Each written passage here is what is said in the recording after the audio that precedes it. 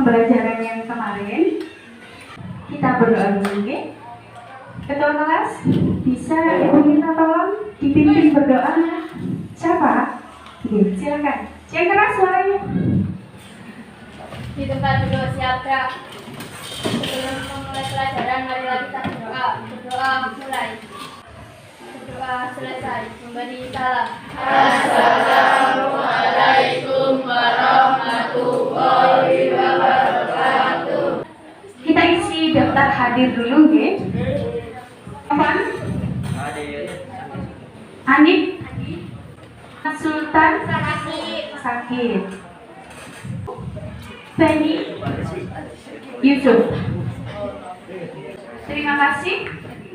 Nah, sebelum kita mulai pelajaran, biar lebih semangat lagi, kita yel-yel nih. Belajar bersama Pasti bisa, ujian pasti lancar. biar tambah semangat, kita nyanyi dulu semua, dimohon berdiri. Majulah kita, membela yang benar, majulah menang. Boleh duduk dulu kan?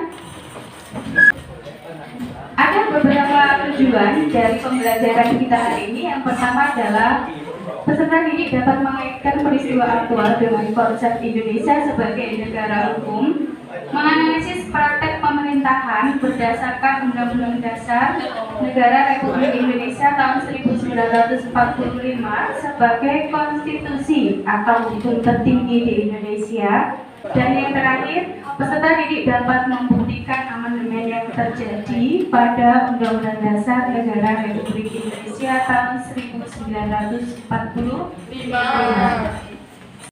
Setiap hari Senin, ketika ada upacara bendera, ada satu sesi yang pasti dilakukan dan ada hubungannya dengan Undang-Undang Dasar Negara Republik Indonesia tahun 1945. Apa itu, Nak? Pembacaan. Oke ya, angkat tangan. Yang mau jawab angkat tangan. Iya. Pembacaan teks Undang-Undang Dasar 1945. Pembacaan teks pembukaan Undang-Undang Dasar Negara Republik Indonesia tahun 1945. Nah, baru-baru ini ada kejadian di sekitar kita adalah harga BBM naik. Betul? Dari berapa ke berapa sekarang? Tapi kalau belinya di pom bensin, setelah naik ini harganya jadi 10.000. Oke, coba diamati dulu video berikut ya. Pemirsa, pemerintah akhirnya mengumumkan kenaikan harga BBM. Sudah diumumkan beberapa waktu yang lalu jika memang harga BBM itu naik. Nah, menurut kalian menaikkan harga BBM, silakan. Karena sebagian subsidi dinikmati oleh masyarakat mampu. Ada pendapat lain? Bagaimana perasaan kalian ketika BBM itu naik harganya? Ya, ayo. Senang apa sedih? Ada pendapat lain? Berdampak nggak bagi kehidupan kita? Tambah nyaman apa tambah tidak nyaman? Kalau ngisi jadi tangkinya tidak penuh.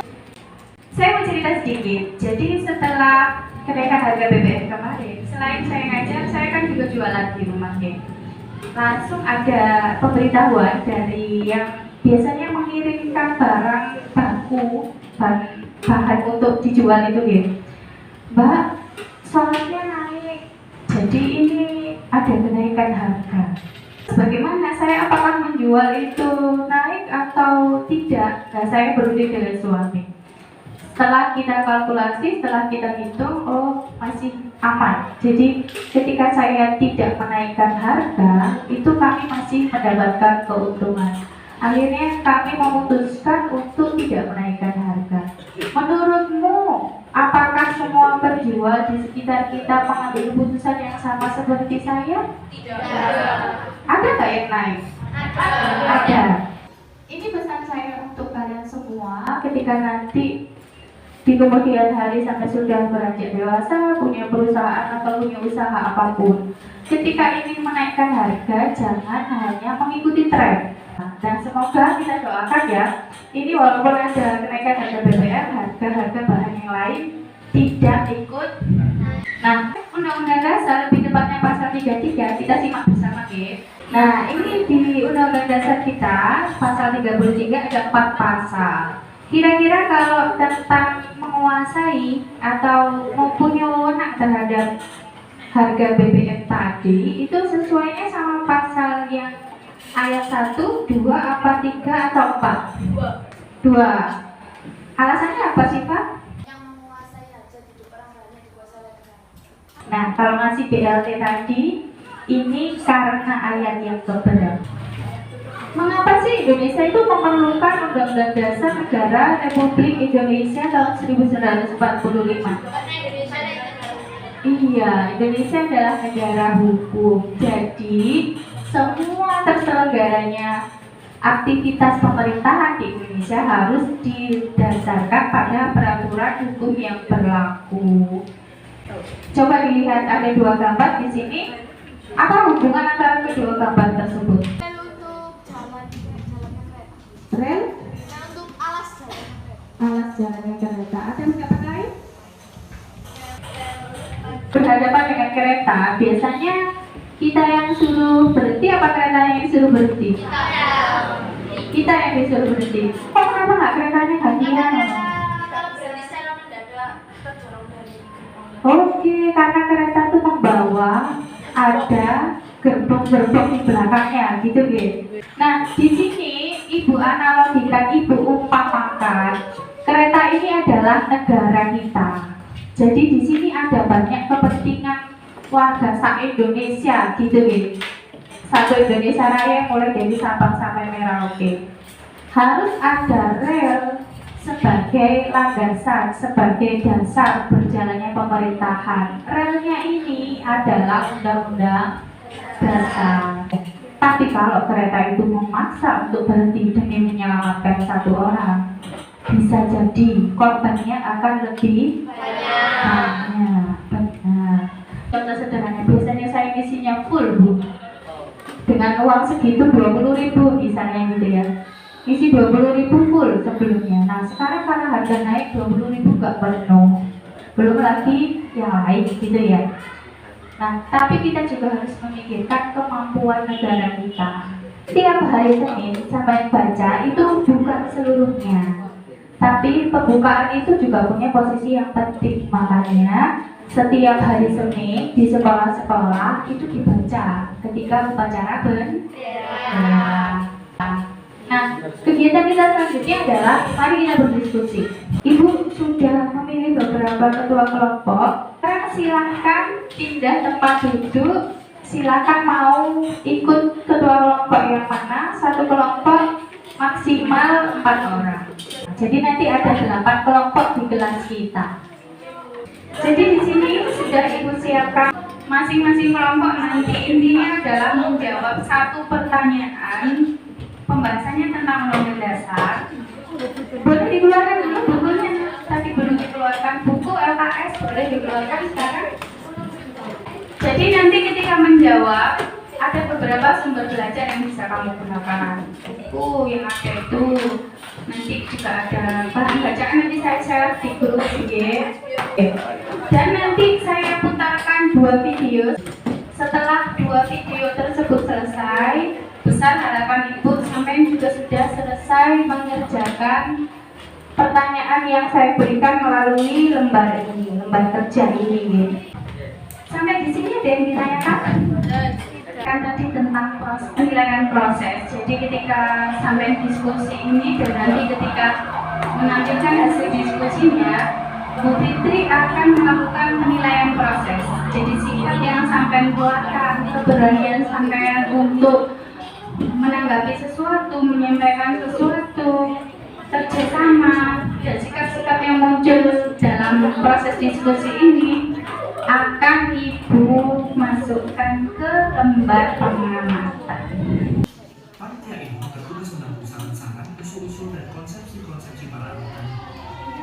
Pada tanggal 22 Juni 1945, panitia kecil ini mengambil prakarsa untuk mengadakan pertemuan dengan 38 anggota BPUPKI dan sebagian yang sebuah panitia kecil lain dan kemudian dikenal tersebut panitia sendiri yang terdiri dari Rasulullah Muhammad Hatta, A.A. Manis, Abi Kusnocokro Sudono, Haji Agus Salim, Ahmad Subarjo.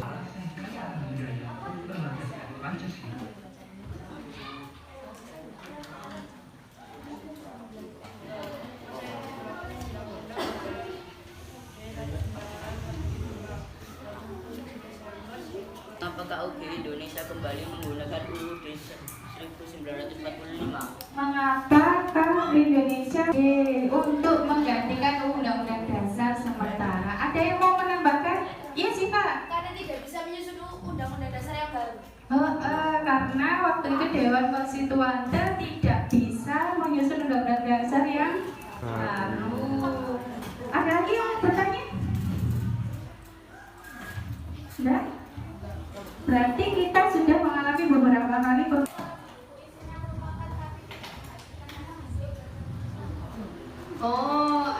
itu.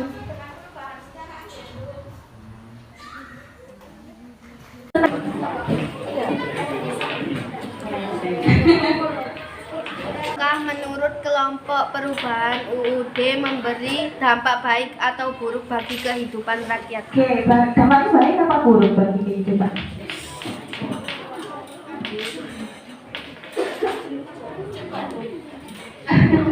Baik apa buruk kira-kira? Baik, oke, baik.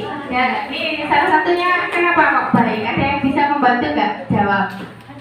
Kenapa kok dampaknya baik? Gitu?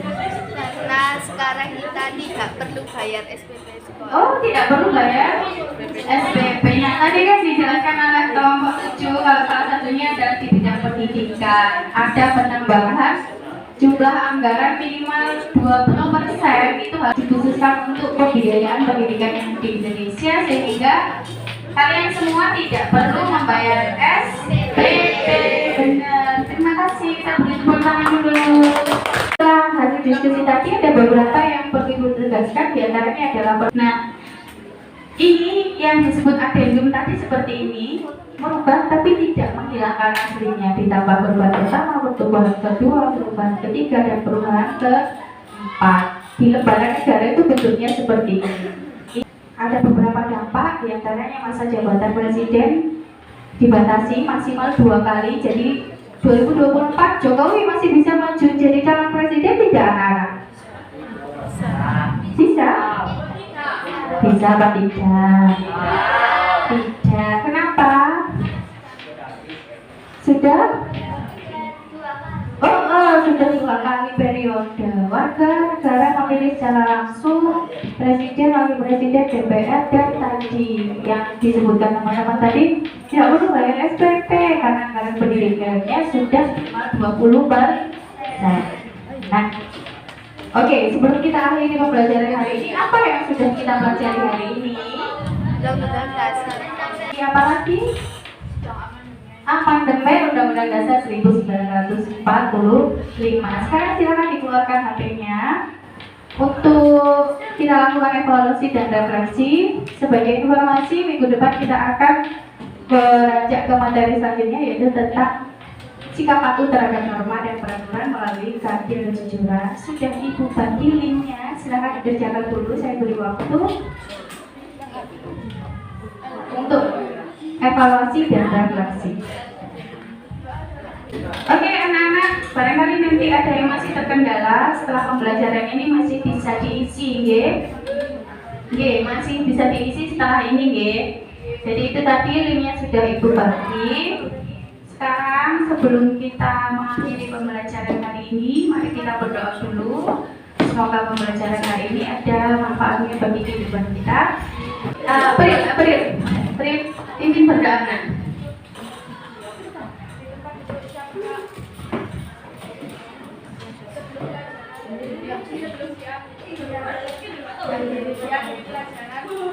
Marilah berdoa. Berdoa mulai. Assalamualaikum warahmatullahi Terima kasih anak-anak. Hari ini kalian sudah mulai belajar percaya diri, sudah belajar dengan baik. Ibu saya sangat bahagia dan bangga sama kalian semua.